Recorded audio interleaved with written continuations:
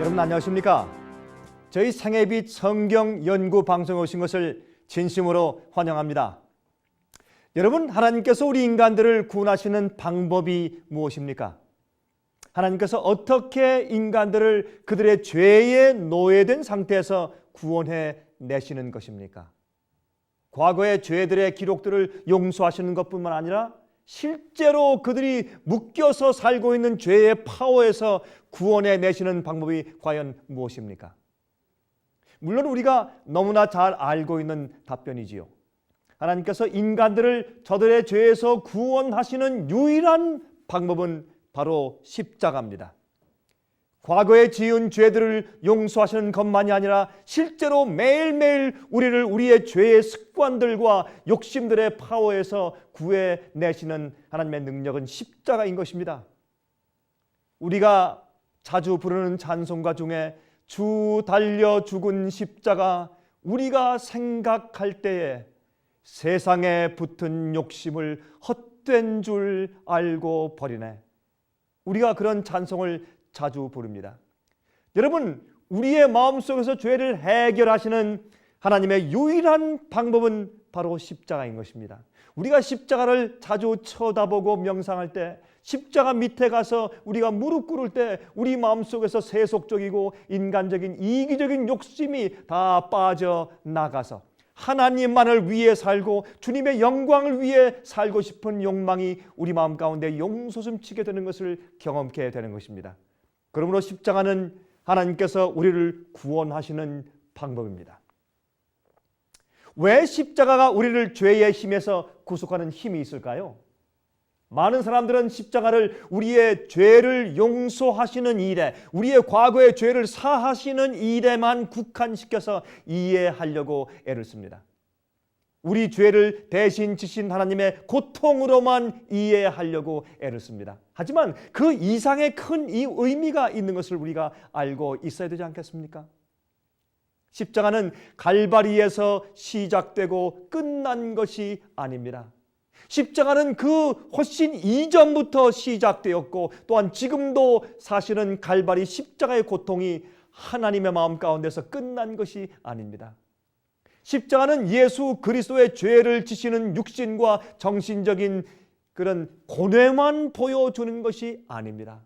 만약 그렇다면 멜 깁슨 씨가 만든 The Passion of Christ, 그 영화가 옳다고 보아야겠죠. 여러분들이시요, 그 영화는 사실은 그 예수님의 그 십자가를 지시는 육신적인 고통, 그 고통을 통해서 우리가 마치 구원받는 것처럼 그 십자가의 육신적인 고통에만 초점을 맞추어서 영화를 만들었습니다. 여러분, 그러나 사실은 십자가의 고통은 하나님의 마음속에 있는 그 정신적인 영혼의 고통이 더 큰 것입니다. 십자가는 창세 전부터 시작되었습니다. 하나님께서 이 세상을 창조하시기 이전부터 사실은 십자가가 시작된 것이나 마찬가지입니다. 그리고 지금도 계속 중입니다. 십자가는 하나님의 마음이고 성품입니다. 십자가는 하나님의 특별한 계시입니다. 십자가의 사랑과 의미를 이해하게 될 때 죄의 힘이 우리 마음속에서 떨어져 나가게 되는 것입니다. 그래서 요한계시록 13장 8절에 말씀하기를 죽임을 당한 어린 양의 생명책에 창세 이후로 농명되지 못하고 이 땅에 사는 자들은 다 짐승에게 경배하리라 그랬어요.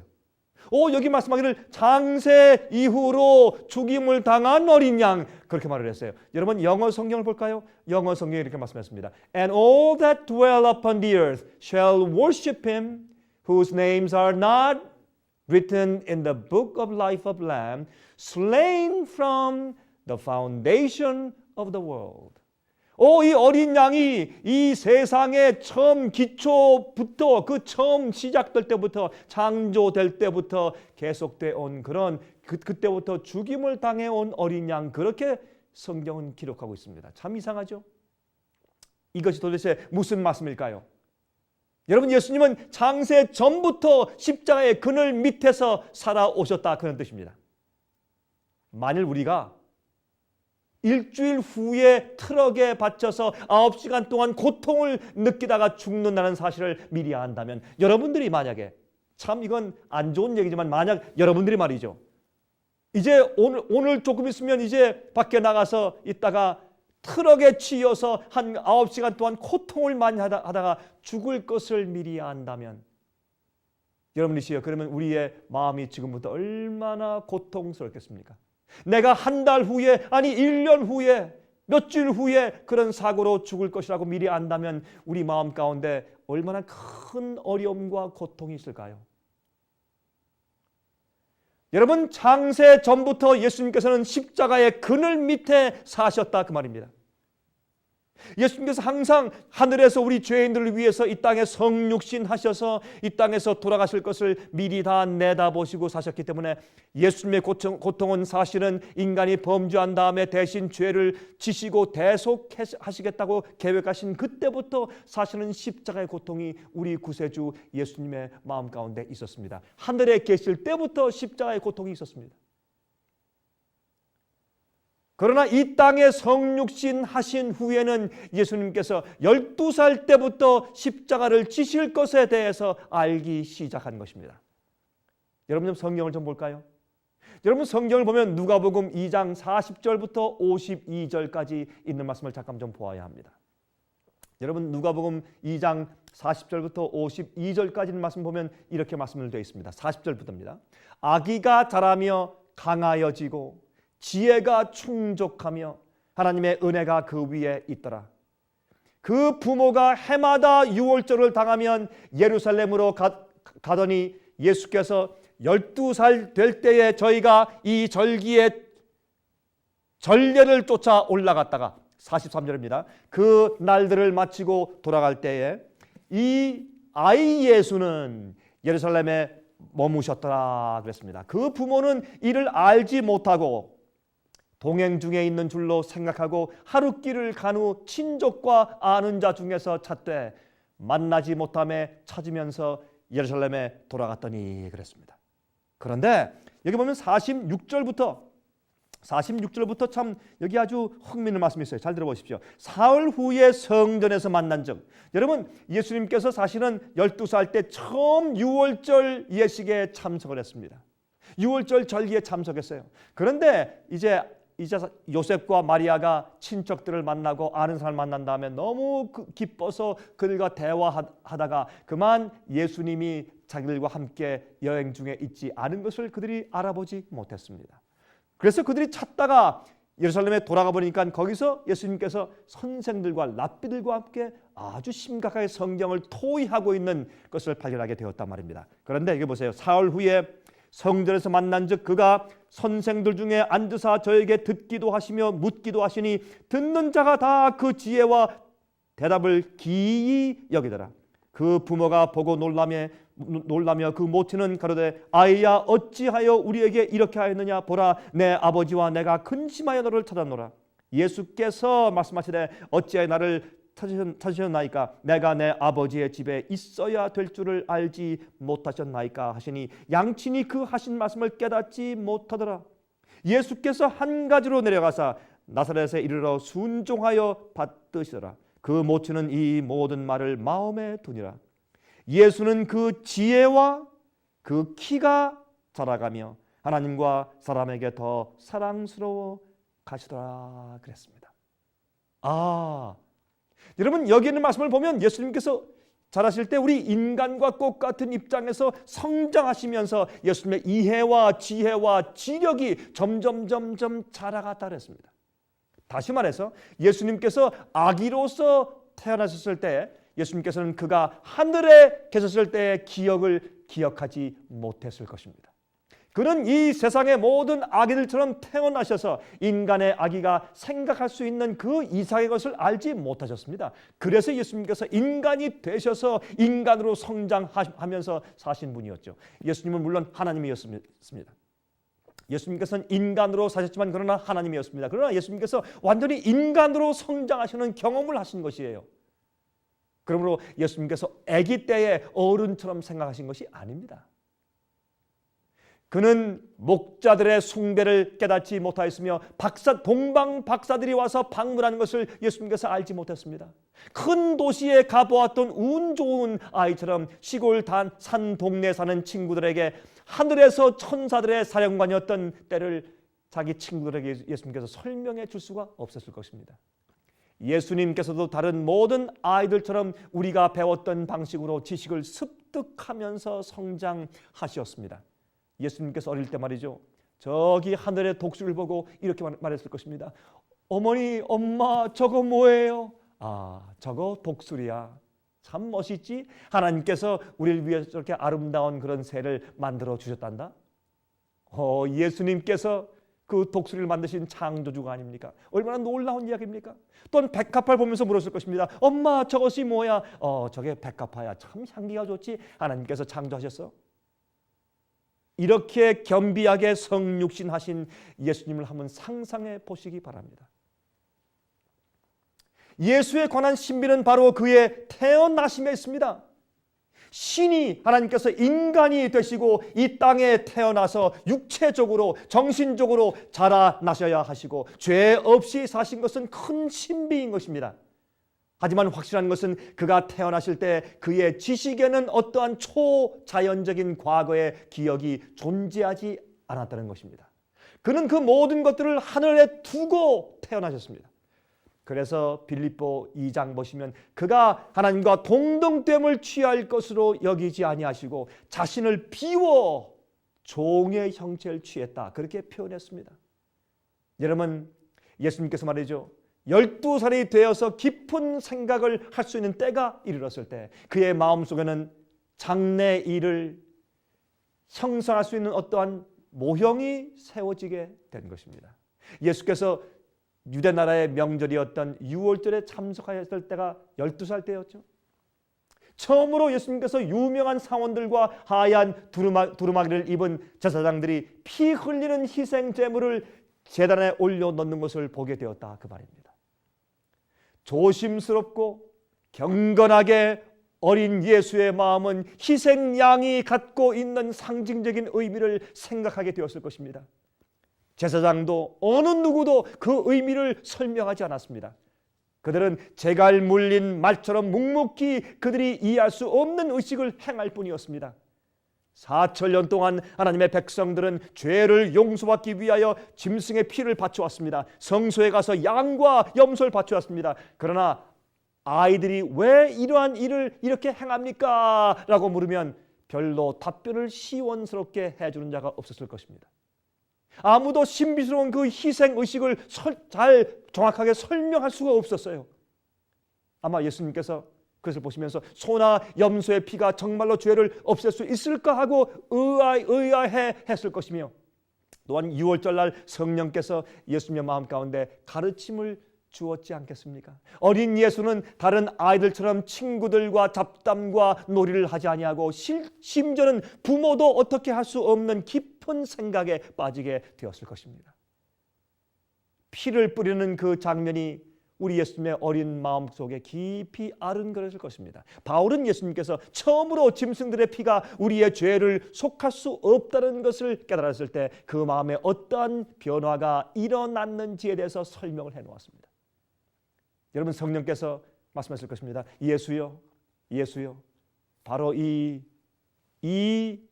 희생양이, 이 유월절 양이 바로 세상 죄를 지고 가는 바로 당신입니다. 그때 예수님께서 12살 때 깊은 인상을 받고 감동을 받았을 것입니다.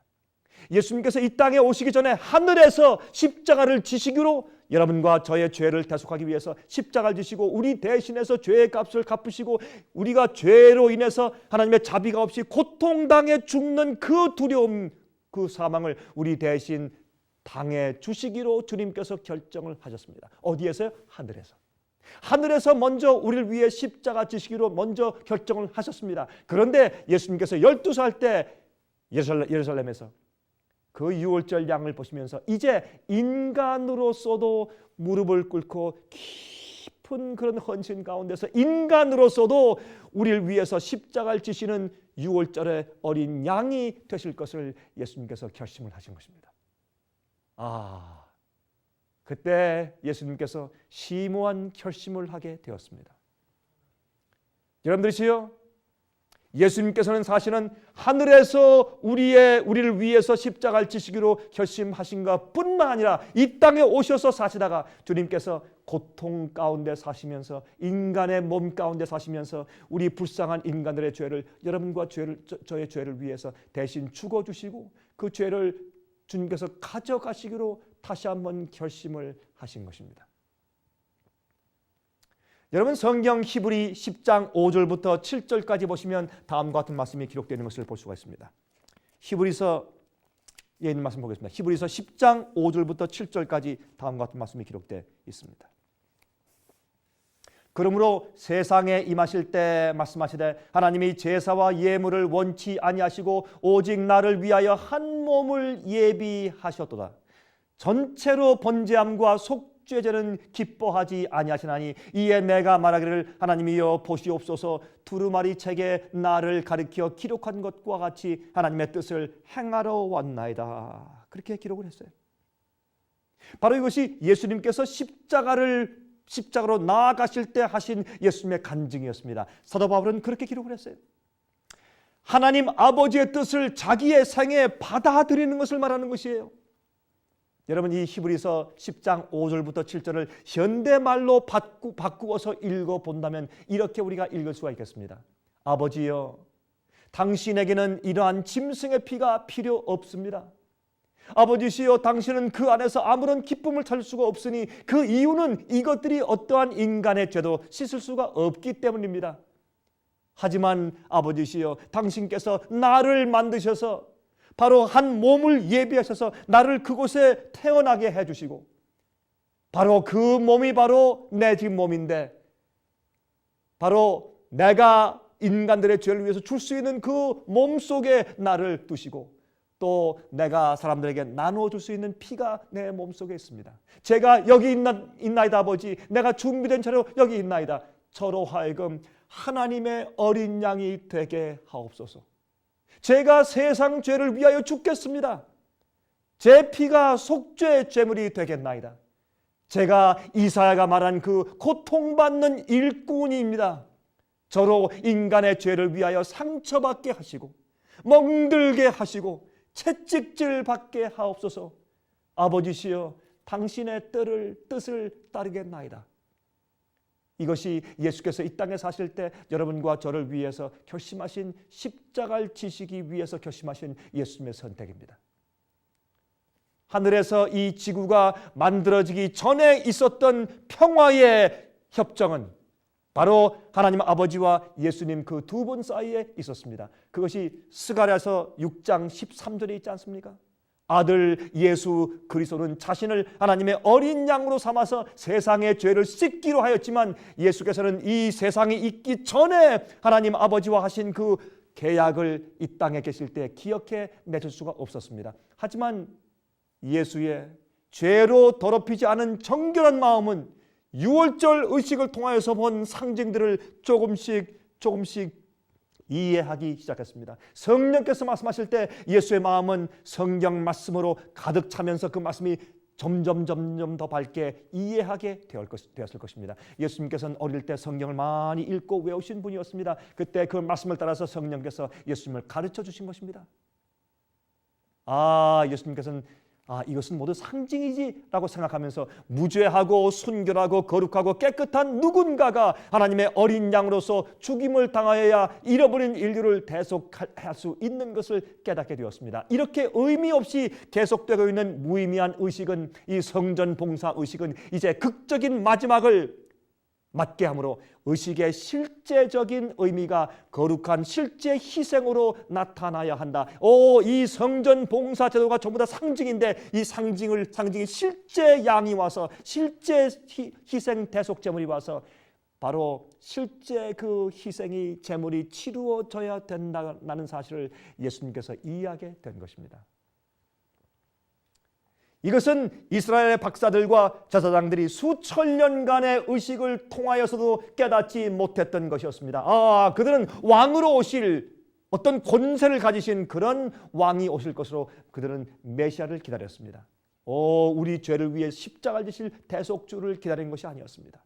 하지만 지금 사람들이 셀 수 없이 많이 보았던 상징을 단지 한 번 봄으로 12살짜리 어린 예수는 그 의미의 중심을 이해하게 된 것입니다. 그는 영원 전에 하늘에 계셨을 때 결정을 하셨습니다.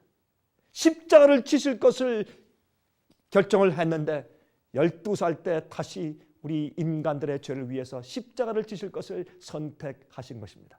우리가 성경을 연구하는 이유도 바로 이 같은 의미를 가지고 있는 것이 아니겠습니까? 성령의 가르침을 받기 위한 것이 아닙니까? 우리는 성경 말씀을 펴니다. 그 속에 있는 상징들과 모든 진리를 읽습니다. 연구합니다. 그때 성경 말씀을 기록하신 똑같은 성령께서 우리 마음 가운데 속삭이시면서 이 성경 말씀에 있는 진리와 그 상징들을 이해토록 해야 할 것입니다.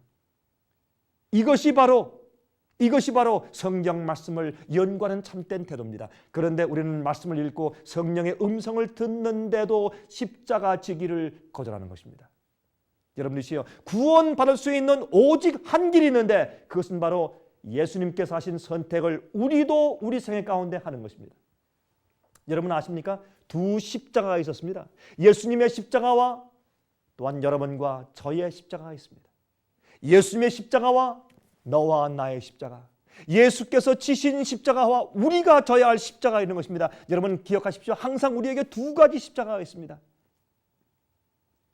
우리의 거룩한 모본께서 예수님께서 보여주신 그 십자가는 우리가 우리의 십자가를 지기에 쉽게 하십니다. 주님의 십자가를 이해함으로써 우리는 우리 자신의 십자가를 발견할 수 있고 또한 기쁨으로 이것을 지게 하는 힘을 얻을 수가 있는 것입니다. 나의 죄를 위해서 그 엄청난 고난과 영혼의 고뇌의 십자가를 지신 예수님을 보면서 우리의 죄를 용서하시기 위해서 당신 자신을 버리신 그 희생을 보면서 우리도 우리에게 지워지는 십자가를 질 그런 용기와 힘이 생기게 되는 것입니다. 예수님께서 못 박힌 손으로 자신의 눈을 가리울 수 없음을 아시고 하나님 아버지께서는 이 어두움을 보내어서 십자가를 싸셨습니다. 그래서 군중들로부터 그의 얼굴을 가리셨습니다. 숨기셨습니다. 얼마나 잔인한 인간들이었습니까? 또한 얼마나 자비로운 하나님이십니까? 아들의 마지막 고통을 숨기시는 그 자상한 사랑, 천사들조차도 보기를 허락지 않았던 그리스도의 고통의 마지막 장면들 말이죠. 천사도 볼 수 없도록 그 예수님의 고뇌, 우리 죄를 대신 지시는 고뇌를 하나님 아버지께서 먹구름으로 가리셨습니다. 영원한 죽음에서 우리를 구하시기 위해서, 그래서 그 주님의 얼굴에 있던 그 두려움을 끝까지 보이지 않게 하신 아버지의 동정. 하지만 마지막 결정의 모습을 사람들로부터 숨기우신 아버지 하나님의 사랑은 하늘의 법과 구속과 사랑의 원칙을 온 세상에 전하고 있었습니다. 아들을 포기하고 아들을 주신 사랑. 예수님께서 이 땅에 계실 때 범죄했더라면 예수님은 구세주가 될 수가 없었을 것입니다.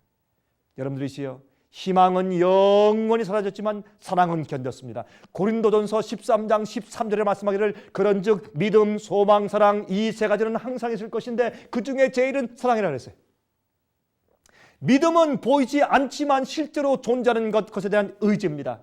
그러나 사랑은 보이지 않고 존재하지 않는 것을 위해서 희생할 수 있습니다. 믿음은 하늘에 가서 믿음은 없어집니다. 더 이상 믿을 필요가 없어요. 예수님께서 마지막 순환을 통과하실 때 그 마음과 영혼은 오직 죽어가는 인류를 위한 사랑으로 가득 차 있었기 때문에 그에는 부활과 영생의 희망이 전혀 없었지만 앞으로 내가 부활할 것인가 하는 그런 희망이 사라졌어요. 나의 하나님 어찌 나를 버리십니까? 라고 예수님께서 절규했지 않습니까? 그럴 때 내가 인간들을 위해서 영원히 내가 죽겠습니다. 다시는 부활하지 않고 내가 영원히 죽어버린 그럴 가능성이 있을지라도 나는 십자가를 지겠습니다 하는 그런 엄청난 사랑을 우리에게 보이신 것입니다. 여러분, 그래서 사랑은 진리와 함께 기뻐한다 그랬어요. 예수님께서 십자가 돌아가실 때 희망은 완전히 사라졌습니다. 그러나 예수님의 사랑은 그것을 견디게 만들었습니다. 여러분들이시여, 우리의 생애도 마찬가지입니다. 주님께서 그렇게 하신 그 예수님의 생애를 보면서 정말 인간을 사랑하는 마음이 모든 고난을 견딘 것처럼 우리도 이 세상에서 우리가 지는 십자가의 고통을 견딜 수 있게 되는 것입니다. 여러분, 성경을 말합니다. 믿음, 소망, 사랑 그 중에 제일은 믿음, 소망, 사랑 이것은 항상 있을 것인데 그 중에 제일은 뭐라고요? 사랑이라고요. 예수께서 마태복음 16장 24절에 말씀했습니다. 누구든지 나를 따라오려거든 어떻게 해요? 자기를 어떻게 해요? 부인하고 자기 십자가를 지고 나를 쫓을 것이니라. 예수님께서 앞으로 구원받는 자들 앞에 있는 즐거움을 보시고 십자가를 참으셨어요. 마찬가지입니다. 여러분들이시여, 우리에게도 십자가가 있습니다. 우리가 주님을 믿고 따르고 진리대로 살고 성경에 있는 빛대로 살기 위해서 결심하고 주님을 따라 나갈 때, 주께서 십자가를 지신 것처럼 주님 따라 나갈 때 우리가 져야 할 십자가가 우리에게 옵니다. 여러분들이시여, 여러분들은 십자가를 어떻게 지십니까? 주님을 믿고 용서받고 구원 얻긴 좋아하지만 그러나 주님께서 허락하시는 십자가를 지기를 두려워하고 십자가를 혹시 거절하고 있지 않습니까? 두 가지 십자가가 있습니다. 예수께서 지신 십자가와 여러분과 제가 져야 할 우리의 십자가가 있습니다. 여러분, 주님께서는 하늘에서도 우리를 위해 돌아가시기로 결심하셨고 이 땅에 오셔서도 우리 인간을 위해서 십자가 지기를 결심하시고 사랑으로 끝까지 갈바리까지 가셨습니다. 우리도 주님의 사랑에 빠지고 주님의 사랑을 우리 마음 가운데 가득히 심으면 우리도 주님을 따라 십자가를 질 수 있습니다. 우리들에게 지정된 십자가가 있습니다. 예수님을 받아들이고 예수님을 구세주로 받아들일 때 우리는 십자가도 같이 받는 것입니다. 십자가의 고통은 우리를 죽이고 우리를 죄에서 해방되게 하고 정말 주님의 뜻대로 살게 만드는 것입니다. 십자가는 우리를 죄의 힘에서 해방시키는 능력이 있습니다. 제가 다음 시간 다시 뵙겠습니다. 안녕히 계십시오. 은혜스러운 시간 되셨습니까? 저희 생애의 빛에서는 기독교 월간지를 제작하고 있습니다. 이 월간지의 이름은 살아남는 이들입니다. 월간지 살아남는 이들은 모든 교파의 그리스도인들이 부담 없이 읽을 수 있는 초교파적인 기독교 월간지로서 현대인들의 필요를 가장 잘 채워줄 수 있는 기사와 정보들로 가득 차 있으며 가정, 건강, 신앙 세 가지를 주제로 매 호마다 아주 특별한 기사들이 실리고 있습니다. 바쁜 현대 도시 생활에서 어떻게 하면 우리 자녀와 가족이 아름다운 가정을 이루고 살 수 있을까요? 각종 질병들이 난무하고 있는 이 시대에 어떻게 하면 건강하고 행복한 삶을 살 수 있을까요? 그리고 다양한 가르침 속에서 가장 성서적인 진리는 무엇이며 나와 나의 가정을 영적으로 살아남게 이끄는 참된 복음은 무엇일까요? 이 월간지 살아남는 이들을 신청하실 번호는 무료 전화 1-877-704-1004번입니다. 1-877-704-1004번으로 전화해 주시기 바랍니다. 미국 동부 시간으로 월요일부터 금요일까지 9시에서 5시 사이에 전화해 주시기 바랍니다. 그러면 다음 방송 시간까지 안녕히 계십시오.